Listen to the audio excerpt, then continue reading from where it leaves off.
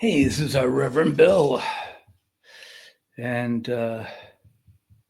today is May 16th, and that would make it Friday at essentially 11:22 in the evening, I believe. Anyway, hope you all having a great end of the week. I know I am. I decided to do something a little bit different. As you might know, I'm trying to mix it up here. Still trying to get my footing here, trying to find a comfort zone for good old Reverend Bill. Plan to be doing this for a while, and I try to find something you and I are both comfortable with.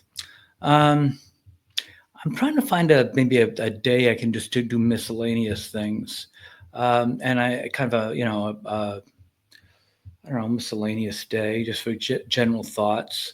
I thought maybe I'd mix it up today with a couple of things running through my mind. Because, yes, I do have things running through my mind. I do indeed. Yes, yes, yes. Today, a couple of things I want to run through. This just makes absolutely no sense to me. But then there's a lot of things that make no sense to me. Madonna, who can't sing. I have serious doubts on her dancing abilities, although they are certainly exaggerated. And her acting ability is that of a domesticated housefly, and yet she's lasted 40 odd years. She's like a bad fruitcake at Christmas. It just keeps on coming around, and you wonder why. Um, I don't know. So anyway, we're going to be going over things that I just don't understand. I've been a parent now, 4 children. I don't know, some stepchildren, some of my own. I think I've done a relatively good job. Um, my children haven't ended up in any juvenile centers or jails. They both finished college. Um, they are excellent students. They're excellent citizens. And they've never given me any problems. They never have given me any calls or birthday gifts or calls of any sort or gee, Dad, thanks, or yeah, no, none of that. But I can't complain, mostly because I don't know who they are. No, I'm only joking with you. I actually do know who they are, and they're great kids. But no, but seriously, some things confuse me. As a parent, you have to teach children how to think. And then when you get older, some things happen and you're scratching your head like, I don't think it works that way. So let's discuss this Pete Rose thing. For those of you who may not be old enough to understand the thing about Pete Rose, he might be the greatest baseball player of all time. And that's a conversation we can go over with. It's fruitless. It's right there with the most beautiful woman of all time and the best Beatles song of all time. There's no answer. It's ridiculous. Um, but But yeah, I mean, he obviously had some issues, and I'm not going to go into it's too long a story. But what bottom line is, he was caught gambling on baseball when he was a manager. Number two, he was no threat to anyone but himself. He was a horrible gambler, outstanding baseball manager, outstanding baseball. Well, actually, no, he's a good manager, outstanding baseball player, maybe the best of all time. Again, can't emphasize that enough. Um, but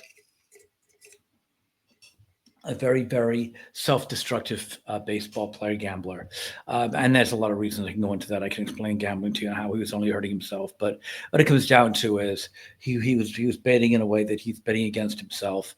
The way that he was betting, he would have actually done anything better than maybe break even or thereabouts. But he was not hurting anybody. But he bet on baseball. He wasn't supposed to do that, so he got kicked out. And he was kicked out. And again, I don't have any time frames with me. I'm going to go off memory, which is not too bad.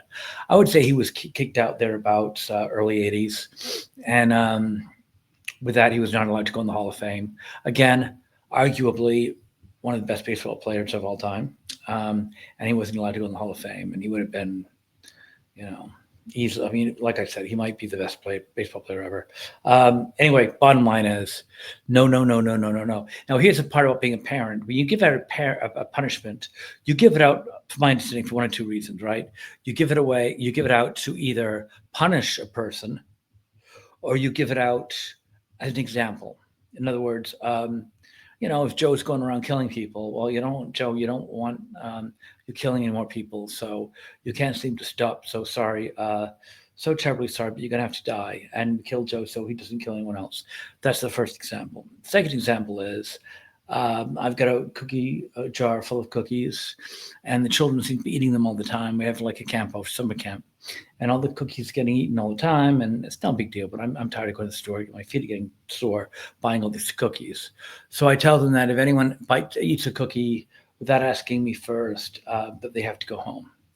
And say you're, Dexter, not Dexter, serial killer. Let's go with another name. Let's call Dudley, like Dudley Do Right. For those of you who remember Dudley Do Right. And Dudley is my assistant. I walk in and I see him munching on a cookie without asking permission. And he sees me. He's like, "Oh, I forgot the new rules. Should I get my stuff?" I'm like, "No, that's fine. It's okay. You're fine." He goes, "Well, you said no exceptions."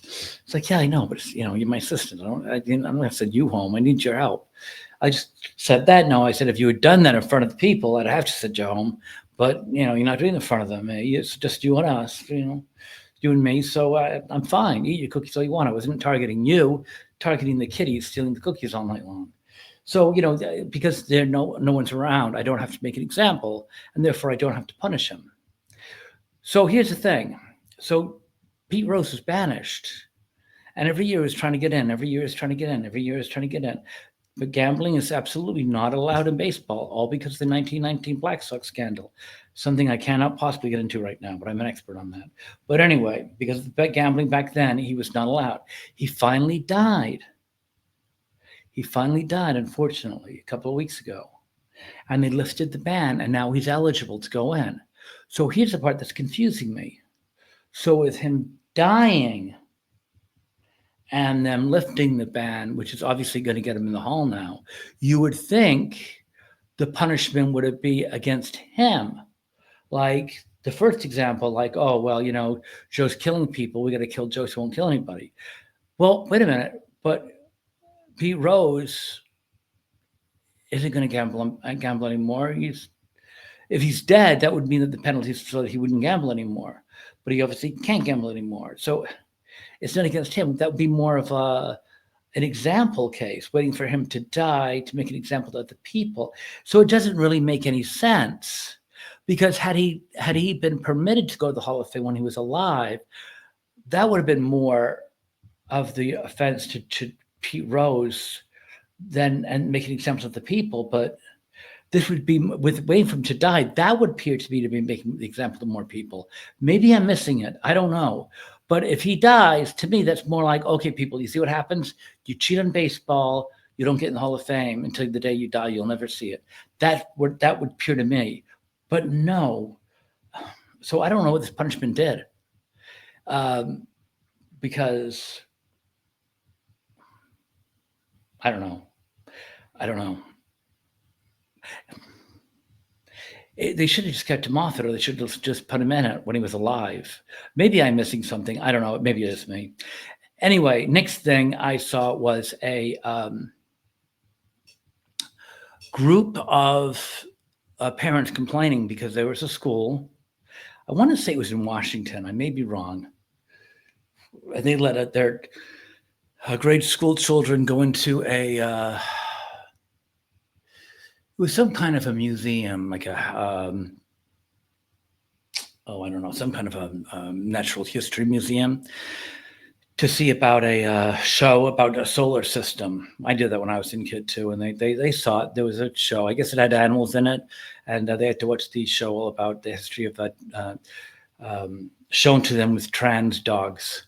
Because every good science movie needs to be portrayed by dogs in trans outfits. I think it's a healthy way of showing children the ways of antiquity through animals and various means of womanly undress. I would think that would be necessary. Well, you see, the thing is here, I have I had absolutely no idea about sexuality in school. Well, that's not entirely true. I mean, sexuality is natural.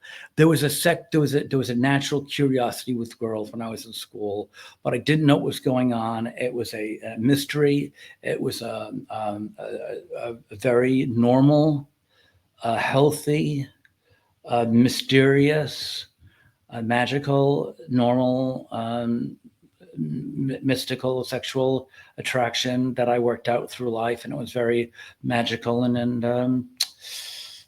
Guys, I don't know. I didn't get anyone pregnant. I wasn't trans. I wasn't fluid. I had girlfriends that were normal. I didn't. I didn't become a fish, and she didn't become a cat. We actually we had normal relationship, as normal as one had back in those days. It was okay. Hey, another thing I came across today: people in Minneapolis were saying, "What happened to BLM? They let us down. They took advantage of us." Yes, people. Yes, yes, yes. I'm sorry, but in case you didn't get the memo, BLM was a scam. I fell for it. A lot of people fell for it. We thought they were trying to do a good thing. They weren't. They were founded by two lesbians, apparently. I think they're living in Canada now. They don't care about Black people. They don't care about people in general. It was mostly money for, I believe it was gay and trans stuff and pedophilia too. They took the money and they took for their causes and screw everybody. I still have my Black Lives Matter t-shirts. I think I wore them like once. Then I realized it was a scam. Still in the other room. My wife was very upset about it too because she was very happy about it. A lot of us were. We're all excited about a Black movement. We all want to go in the right direction, But there are always people, and there are false prophets too. Believe me, they do not make my pursuit or my wife's pursuit any easier. People always think we're looking for to take money for something for God, and we're not. We just want to help souls. Let's see. One thing I do want to say though is, and I'm trying to figure it out exactly. Is I'm talking to the Lord about it. Is I'm trying to understand exactly the role about sex and the way that it actually plays into the modern relationship. Sex is actually a very big, important, instrumental part of our relationship. But the way the devil has it, he doesn't like babies or children or humans. And he's trying to get that channel. I see it very clearly. He's trying to channel that sexual energies in things other than relationships. And that's because he doesn't like people. He doesn't want us to reproduce. But he needs that sin of sex. So he's using that libido to molest children and commit rapes and a whole bunch of other things that I'm reading, and I just cannot believe it every day. I mean, it's just horrifying, the stuff that I'm reading. I just can't believe it. But the point I'm trying to get to, though, is seriously, is I'm not a crazy person who is running around screaming, the end is nigh, as I said the other day. But I do see some signs here that are disturbing. I'm from an economic standpoint, I just can't see how the world can sustain the jobs that I'm seeing. They just don't seem to be able to sustain the economy. I mean, I just don't. I mean, supermarkets already are pretty much out of jobs. You see them going without their self-service machines now, and you see sheer panic on them. You go to a restaurant. Go ahead, go to a restaurant and try to order a cup of coffee. That used to be like 30 seconds wait. You'll be lucky to get it in 10 minutes now. You go to a restaurant on a Friday night now, the look at the dining room. It's only half full, and they can't handle it. It's just, I'm telling you, you go down to malls are closing. They're half open. They can't. They're, and then what you're going to do is you're going to have all these malls close, and they're already closing. And where are these kids going to go? And then with AI coming, I mean, it's already handling all the voicemails when you call somebody, and my doctor's office, geez, I went to my doctor's office the other day, it was empty. I'm just looking around wondering, how are we going to survive? I mean, um, I'm so curious, and they're laying off more, and they get the self-drive cars, and uh, I don't know.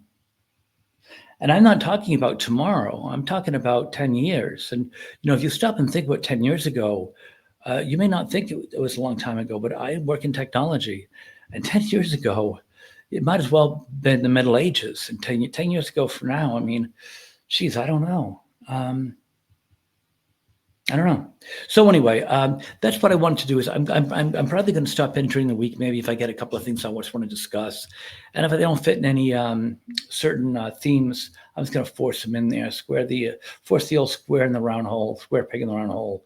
But anyway, but yeah, those are some interesting things I was thinking about. And if you have any ideas, you want to discuss something, by all means, you got my email there. You can leave a comment for me. I'm very easy to get a hold of. Um, and hey, I got the pool going, so it looks like summer's going to officially be here, and the AC is in the window. So have a great night, guys. Have a great weekend. I'll talk to you soon. Bye.